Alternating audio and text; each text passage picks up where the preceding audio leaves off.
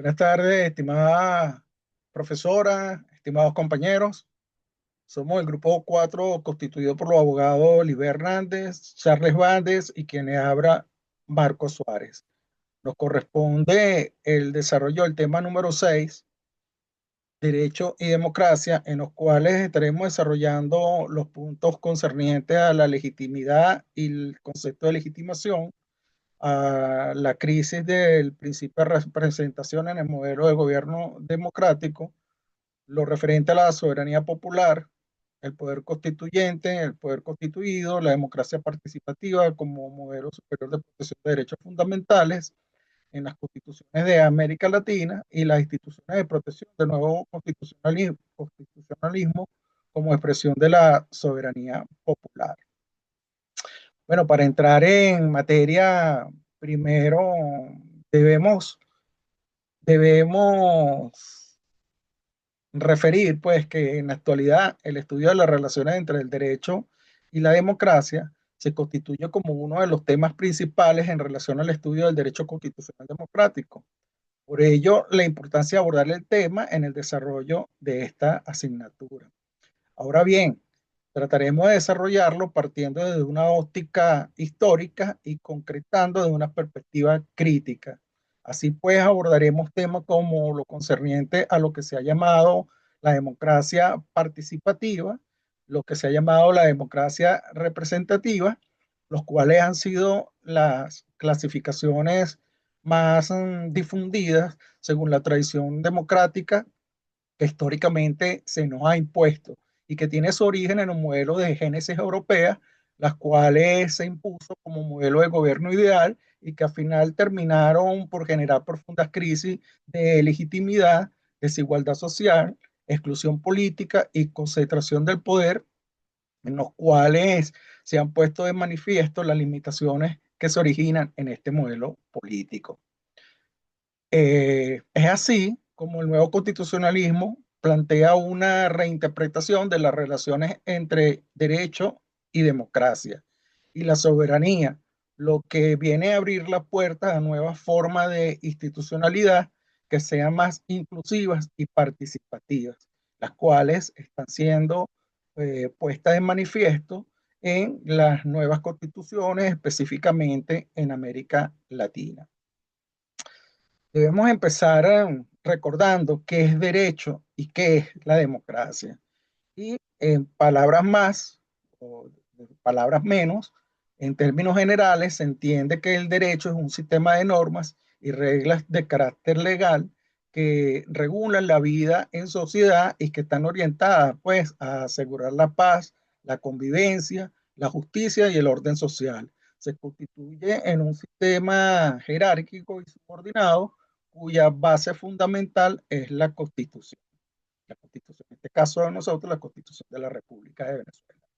Por otra parte, la democracia ha de ser entendida como un modelo de gobierno donde el poder reside en el pueblo, que lo ejerce de forma directa mediante, lo puede ejercer de forma directa o de forma representativa. En este caso, esa representación, esa elección de representantes se realizará mediante el procedimiento del sufragio. Aquí vale la pena hacerse las siguientes interrogantes. Primero, pudiésemos preguntarnos si el modelo democrático realmente podría ser ejercido de forma directa. Segundo, preguntarnos si es legítimo el modelo representativo. Y en tercer lugar, preguntarnos si solo el sufragio es lo que determina un sistema democrático. Estas tres interrogantes las dejo para que reflexionemos sobre estos tres puntos.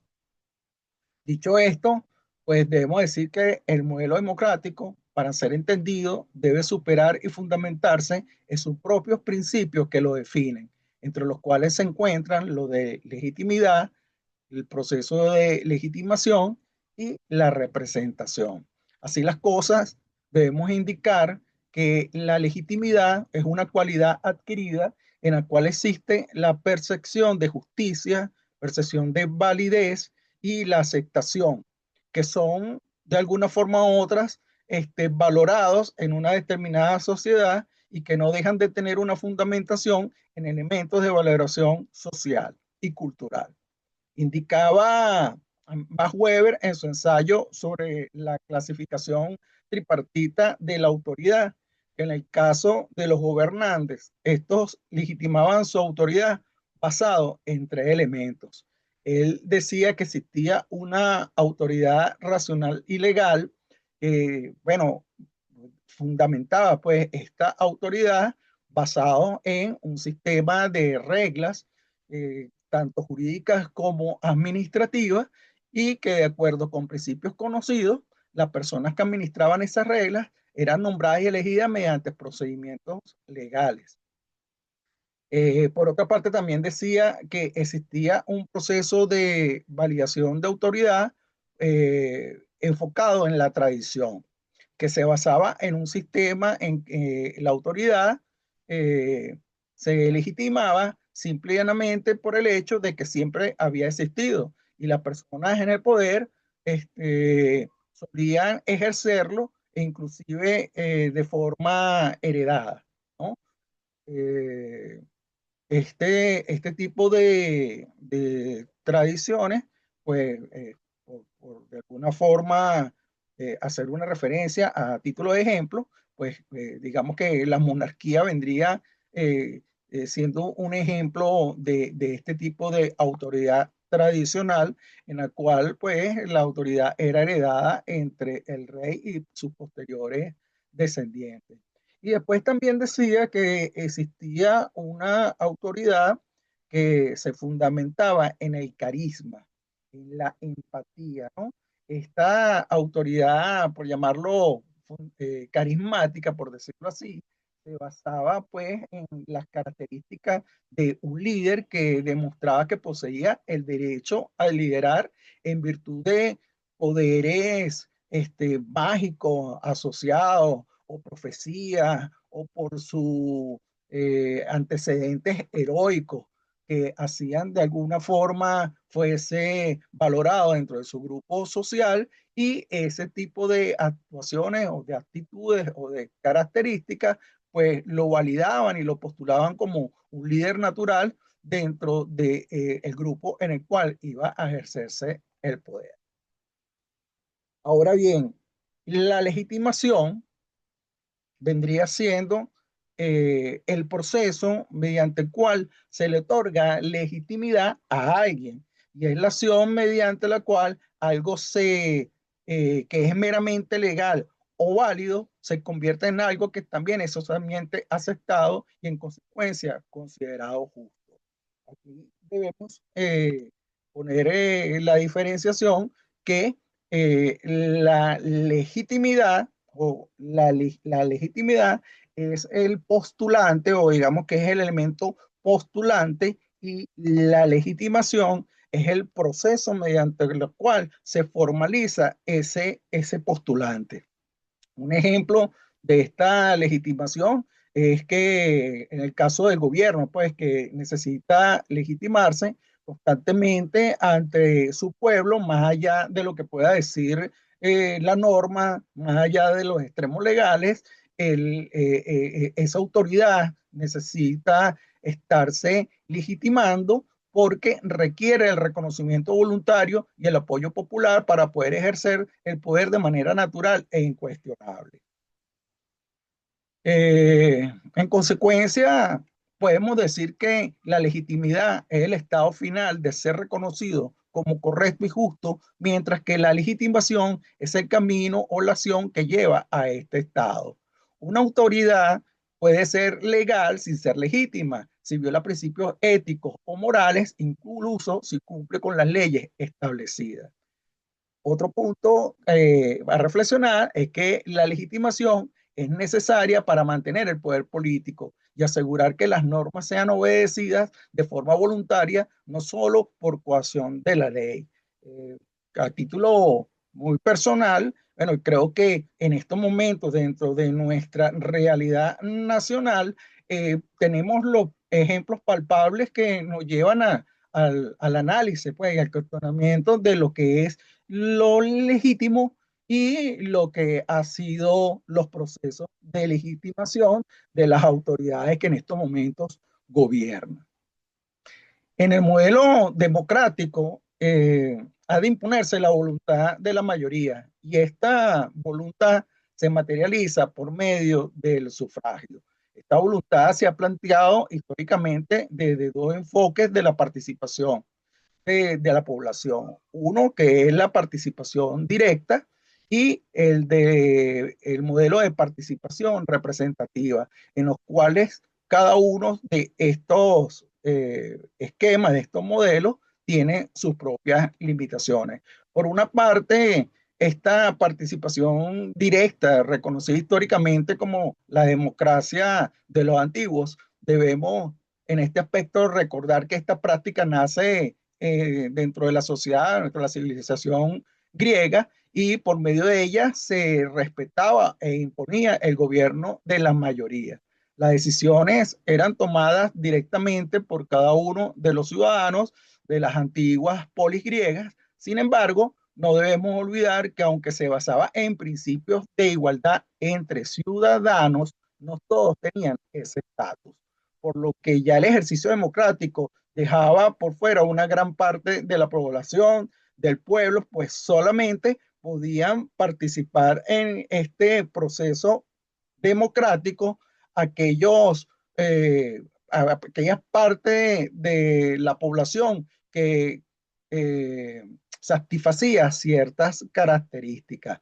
No debemos olvidar que aunque se basaba en principios de igualdad entre ciudadanos, no todos tenían dicho estatus, por lo que ya ese ejercicio democrático dejaba por fuera una gran parte de la población, del pueblo, pues solo los pertenecientes a las clases aristocráticas, a las clases, a las familias fundadoras, eran considerados como tales. Es decir, el ejercicio de esa democracia directa solamente era efectuado por las clases de élite que en contradicción no representaban a la mayoría.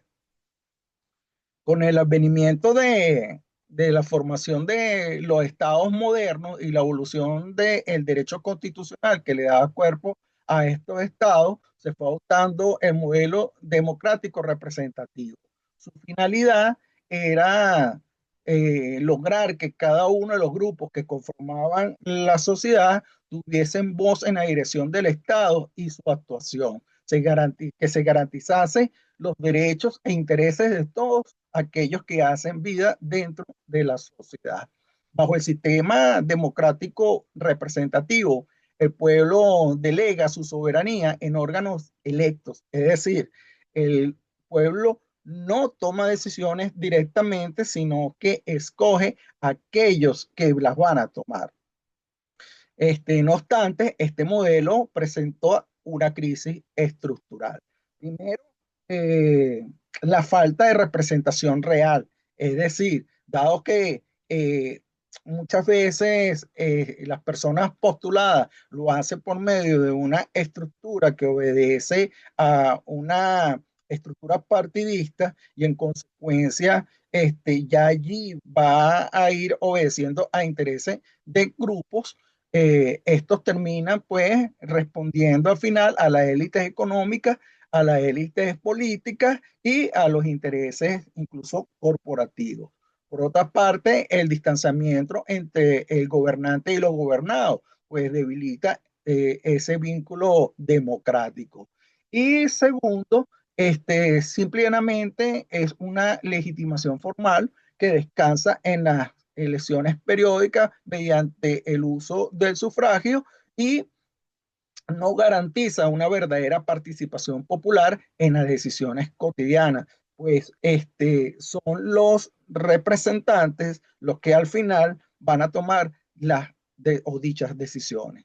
Desde una mirada crítica, la legitimidad pues ya no puede reducirse simplemente al acto electoral, sino que debe basarse en mecanismos permanentes de participación y control social rompiendo con esa visión restringida del sufragio como único pilar democrático. La democracia representativa en el caso de América Latina, pues no se ha resuelto o no ha resuelto los problemas de exclusión y desigualdad que son propios del ejercicio del poder. Y por lo que esta legitimidad de los sistemas políticos tradicionales se ha visto cuestionado con el nuevo orden constitucional, por lo menos en los estados latinoamericanos. Se reconoce que el voto ha sido un mecanismo muy limitado porque al final no garantiza una participación real ni el control ciudadano entre elecciones. Por otra parte, y como lo ha puesto en manifiesto el sociólogo Pietro Costa, la representación otorga legitimidad formal, pero no sustancial. Y en consecuencia se ha venido generando nuevas formas de participación, como es la participación comunitaria, que por estar más cerca al ciudadano, se podría decir que es una forma más representativa o una forma más directa del ejercicio y el control del poder, sobre todo en lo referente a la toma de decisiones. Debemos concluir con respecto al procedimiento de legitimación democrático, que es el sufragio, que otorga legitimación formal, como ya lo dijimos anteriormente, pero no una legitimación sustancial. El sufragio universal expandió pues una legitimación simbólica, pero no eliminó la tensión existente entre los muchos y los pocos, porque al fin y al cabo estamos hablando que la democracia es el gobierno de la mayoría y en consecuencia cuando hacemos el análisis de un punto de vista crítico, cuando hablamos de mayoría, también tenemos que tener en consideración que existe una minoría que no se identifica. Rousseau, Marx y otros autores ya habían denunciado que la democracia representativa mantiene un vacío democrático entre electores y sus representantes. Bueno, dicho esto, a raíz del nuevo constitucionalismo, en específico del constitucionalismo latinoamericano, debemos hablar lo referente sobre lo que fue la soberanía del Estado-nación y lo que es el concepto de la soberanía popular. Y es que debemos recordar que la soberanía es entendida como el poder político supremo e ilimitado del Estado que le otorga la máxima autoridad para tomar decisiones autónomas dentro de su territorio y en la comunidad internacional, sin estar subordinado a ninguna otra autoridad, ni a intereses, ni pretensiones extranjeras.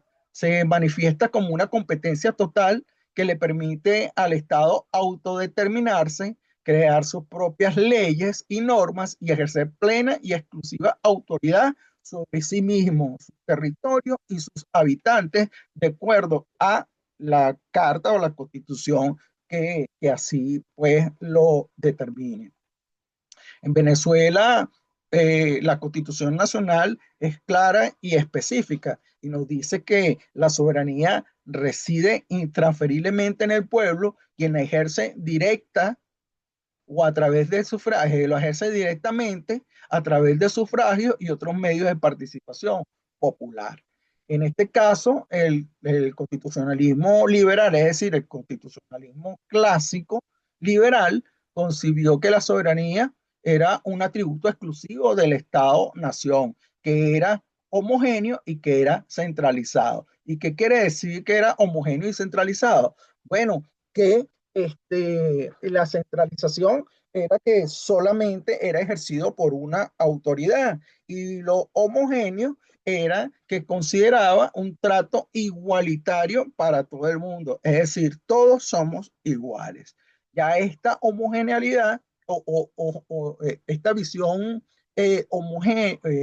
homogénica, homogénea, perdón, este, ya entonces se convierte también en un elemento excluyente, porque las realidades sociales son, o nos dicen que definitivamente dentro del abanico de grupos sociales que hacen vida dentro de un territorio, pues existen ciertas eh, eh, creencias, costumbres, manifestaciones culturales, que cada grupo tiene y que puede diferir en mucho o en poco del resto de aquellos que habitan un mismo territorio nacional. Sin embargo, en sociedades con profunda diversidad cultural como la nuestra, como ya lo dije, con diferencias étnicas, han adoptado el constitucionalismo latinoamericano, el nuevo constitucionalismo, y en este caso nos corresponde hacer referencia es al nuevo constitucionalismo latinoamericano. En esta noción pues se revela como excluyente y colonial el modelo del constitucionalismo neoliberal y nos dice que pues, este tipo de modelo liberal definitivamente era un sistema pues colonizador y excluyente. Eh, en la segunda posguerra,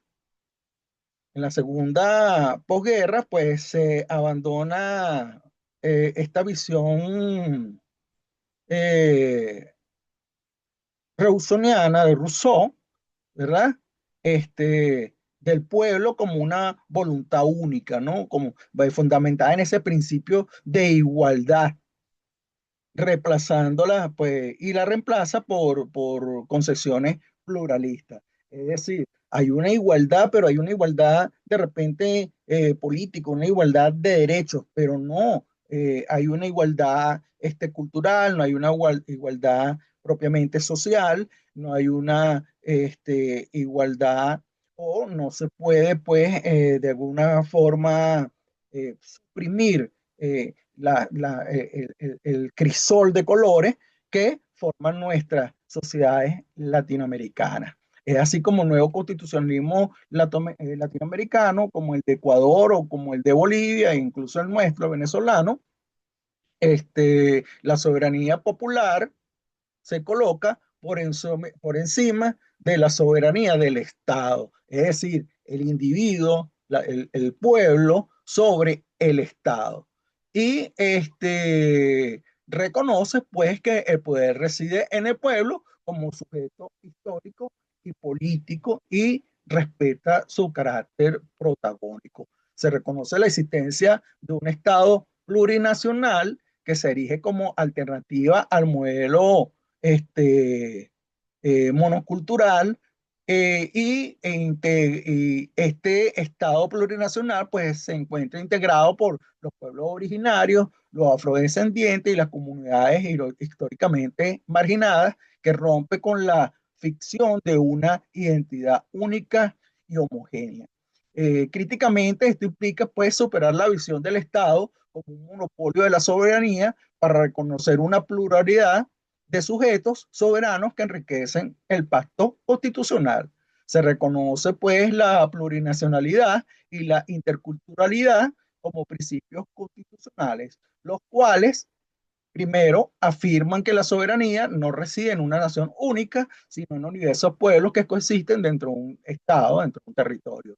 Y segundo, incorporan el concepto del buen vivir que replantea el sentido mismo de la democracia y la soberanía. Bueno, hasta acá la parte que me correspondía desarrollar. A continuación queda con ustedes la compañera Lisbeth Hernández que desarrollará su ponencia. Muchas gracias.